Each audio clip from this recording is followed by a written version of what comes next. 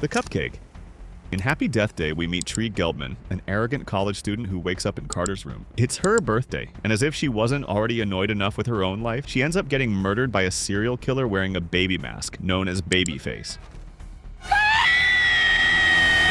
But death doesn't end anything. Tree wakes up again on the same day, in the same room, with the same details repeating. From there, the movie turns into a horror comedy loop. No matter what Tree does, where she goes, or how hard she tries to protect herself, Babyface always shows up and kills her again. Every reset starts the same way, with her roommate Lori, smiling, sweet, and way too persistent, offering her a birthday cupcake. Tree is way too busy trying to survive to care about dessert. Over time, she starts investigating who could possibly want her dead. She suspects classmates, professors, and even Toombs, a serial killer who's locked up and being treated at the college campus hospital. After killing herself in the bell tower to reset the day and save Carter, the only one who believes her from the beginning, she wakes up one more time, now confident she knows exactly who the killer is. Tree goes through the day differently. She ends things with Professor Gregory, who she was involved with at the start of the movie, then tries to make peace with her dad and starts acting like she's saying goodbye to the selfish version of herself from the beginning. Everything points to her being ready to end the cycle. That night, Tree goes to the campus hospital determined to finish it. There, she kills Toombs, believing she just eliminated the reason behind all her deaths. Convinced the loop is over, she goes back to the dorm, celebrates her birthday with Carter, and, with zero fear, accepts the cupcake Lori offers her. For the first time, Tree falls asleep peacefully. Sure, it's finally done. But that fake victory gets shattered when she wakes up again on the same day. That's the moment the movie flips the switch. She realizes the cupcake was poisoned. Lori wasn't just the sweet, invisible roommate. She was the killer behind the mask the entire time. And what's even better is the movie gives it away from the start. Every time Tree refuses the cupcake, Lori doesn't look worried or surprised. She looks visibly annoyed. Tiny micro expressions of frustration and anger that you completely missed the first time. On a rewatch, her rage is there the whole time, just waiting for you to notice it. The best cop.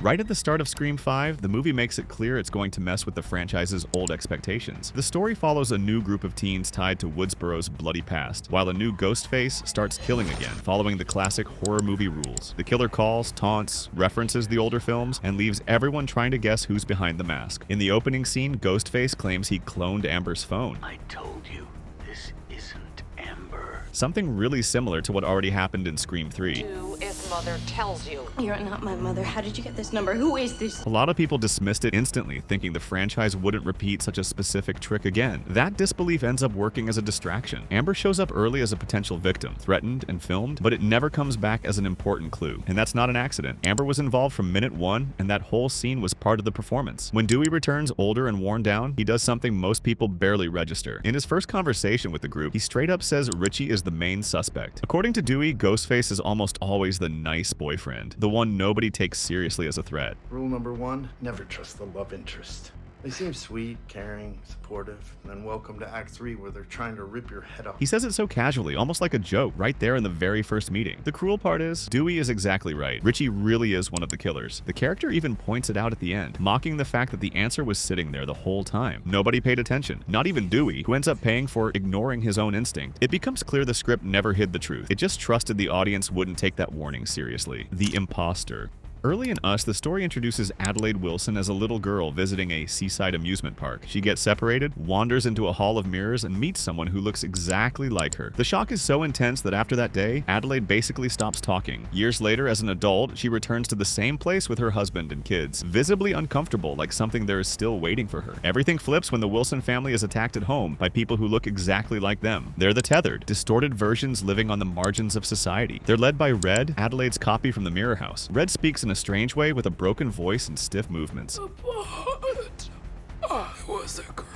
Everything points to Adelaide as the hero trying to protect her family from something impossible. But at the end comes the reveal. Red and Adelaide switched places back when they were kids. The woman we followed as the protagonist the entire movie was always a tethered who escaped to the surface. The real Adelaide was trapped underground and grew up as Red. On a rewatch, the clues are everywhere. As a child, Adelaide stopped talking not because of trauma, but because the tethered didn't know our language. Red is the only tethered who can speak, and her voice isn't just unusual from lack of practice. It's the physical result of having her larynx crushed by the imposter impostor during the attack in the Mirror House. On top of that, Red's plan to create a human chain is based on Hands Across America, which shows up in a TV commercial right at the start of the movie. For the real Adelaide, that was the last image she ever saw of the surface world, and she turned it into the symbol of her revolution. Yeah, it was all right there in front of us. This is the kind of movie that's worth rewatching, just to catch those little details. The weird guy. Right at the beginning of Creep, the movie makes it clear something is off. It just doesn't tell you exactly what. The story follows Aaron, a videographer who needs money and responds to an online ad posted by a man named Joseph. Joseph claims he's dying of cancer and says he wants to record messages for the son he'll never get to meet. From the first meeting, he's way too weird, but not in a way that immediately proves he's dangerous. The entire movie runs on that doubt. Is Joseph just an eccentric guy handling death badly, or is he something much worse? He asks Aaron to film him in the bath, tells contradictory stories, flips moods out of nowhere, and starts crossing basic social boundaries. At one point, he shows up wearing this ridiculous, disturbing wolf mask, and suddenly it feels like a clear threat. And still, the script plants just enough uncertainty to make the audience second-guess the obvious. Everything points to Joseph being a killer, but that feels too simple. So when they talk, separate, and then agree to meet one last time to end things peacefully, we fall right into the trap the movie wants. It feels safe. It feels resolved. It feels like Aaron overreacted. In the final minute, the movie proves the truth was always there. Joseph calmly appears behind Aaron in a park, sitting on a bench, and kills him without warning. Then he looks into the camera and explains Aaron was way too naive. On a rewatch, none of it is surprising. Joseph never hid who he was. The movie ends with him placing the DVD of Aaron's death into a closet next to 60 other discs from his past victims while he gets ready for his next crime. The weird kid.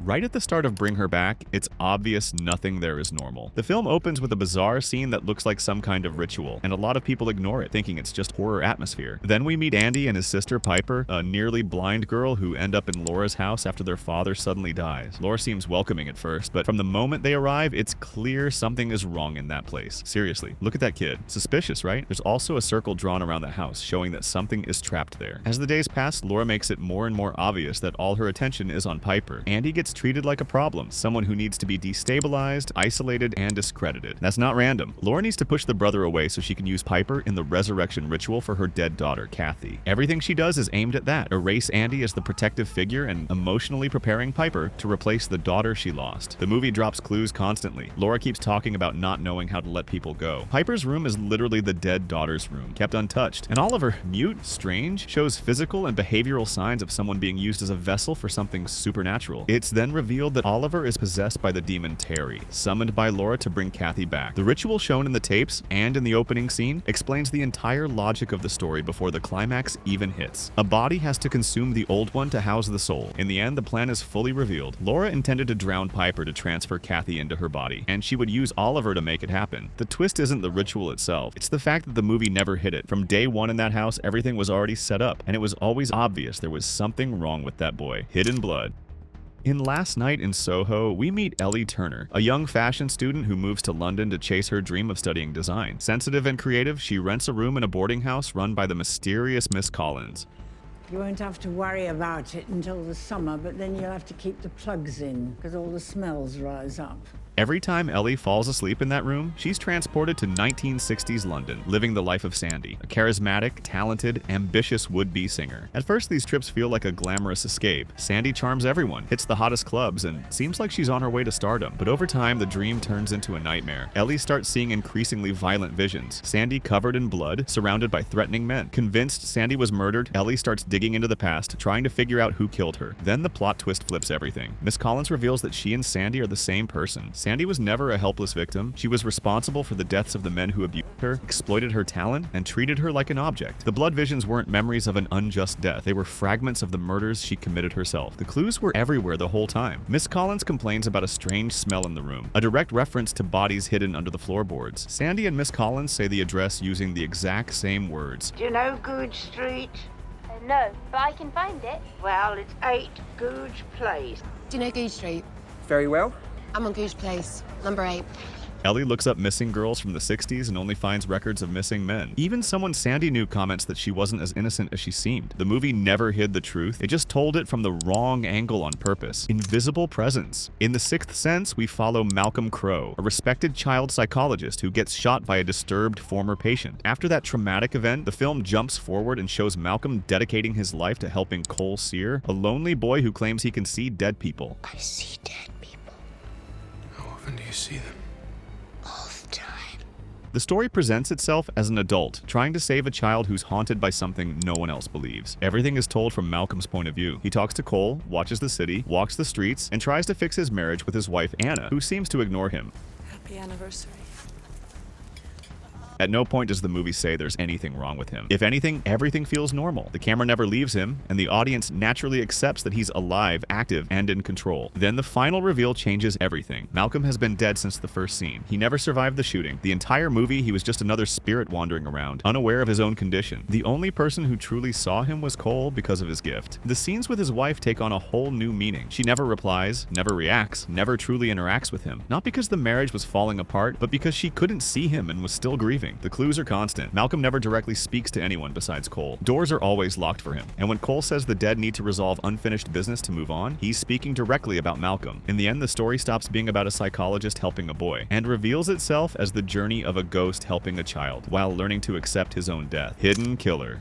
High Tension starts out simple, but the ending? Well, you're about to see. Marie and Alex are best friends and travel to spend a weekend at Alex's parents' isolated house in the French countryside. The mood is calm at first until, in the middle of the night, an unknown man shows up at the door. Within minutes, the night turns into an absolute nightmare. The intruder slaughters Alex's family while Marie hides, terrified, trying to survive without being seen. From there, the movie turns into an intense chase. The killer kidnaps Alex, and Marie spends the rest of the story trying to save her. She goes to a gas station, and the killer murders the clerk.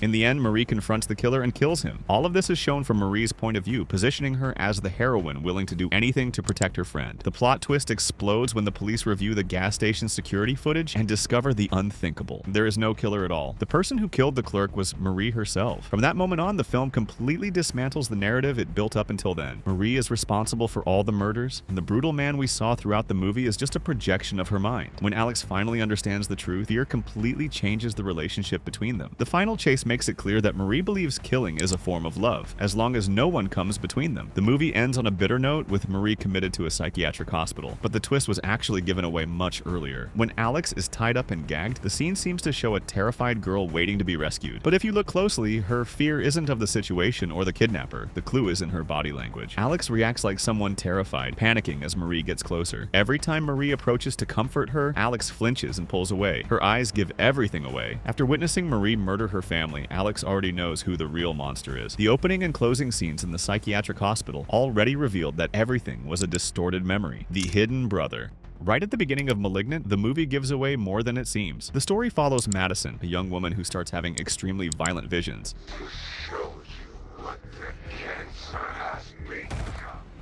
In these hallucinations, she witnesses murders committed by a mysterious figure named Gabriel, who claims to be an imaginary friend from her childhood. Over time, Madison realizes these scenes aren't just visions, that the crimes are actually happening. The police begin investigating and suspect the killer is connected to Madison's own house. The truth comes out when it's revealed that Gabriel isn't imaginary at all, but a parasitic twin attached to Madison's body, who takes control whenever she sleeps or loses consciousness. The craziest detail is that the movie reveals all of this long before the big twist. During the opening credits, quick flashes of medical images appear, surgeries, x-rays, and clinical exams. Among those documents are medical records describing Madison's condition as similar to animals born with two heads, explicitly mentioning the presence of two fully formed faces. Anyone who pauses that scene understands the movie's entire secret within the first few minutes. To top it off, there's also a verbal clue. Early on, Madison tries to calm herself by saying that everything is just in her head, and in a way, she couldn't be more right. It's all in my head.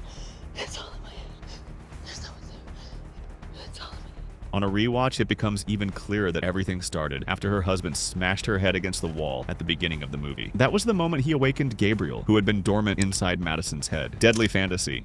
In Ghostland, we follow Pauline and her two teenage daughters, Beth and Vera, who move into the isolated house of a recently deceased aunt. What seems like a temporary stay turns into a nightmare when two intruders appear and turn the night into a massacre. Years later, the story reemerges from a different angle. Beth is now a famous horror writer with an apparently perfect life. 2 weeks and already it's topping the bestseller lists. Oh, it's such a pleasure to meet you, Elizabeth. While Vera remains trapped in the house, unable to deal with the trauma of that night. The plot twist changes everything when the movie reveals that Beth's adult life never existed. Try to accept reality. Come back! Pauline died during the initial invasion, and the two sisters have remained trapped in the house for years, still as teenagers. The career, the success, the husband, the child, all of it is a fantasy created by Beth's mind as a defense mechanism to survive ongoing horror. The terror never ended. It was just covered up by imagination. What's most disturbing is that the movie warns us about this the entire time. Beth is introduced from the start as someone who retreats into imagination. Even as a child, she writes dark stories and emotionally distances herself from reality. The article about home invasions, read shortly before the attack, practically describes what's about to happen. Okay, what's the story about? Some guy's been breaking into people's homes, murdering the parents and sparing the daughters. Who are they? In the fantasy version of adulthood, nothing quite holds together. Scenes jump in strange ways. Beth has constant blackouts, and her life looks too clean, too organized, almost artificial. Vera, on the other hand, serves as the anchor to reality. She keeps saying something is wrong, insists that their mother isn't gone by choice, but Beth always ignores her. Not out of cruelty, but because accepting the truth would mean admitting that the nightmare never ended. When you rewatch the movie, it becomes clear that Ghostland doesn't hide its twist. It screams it the entire time. The house never changed.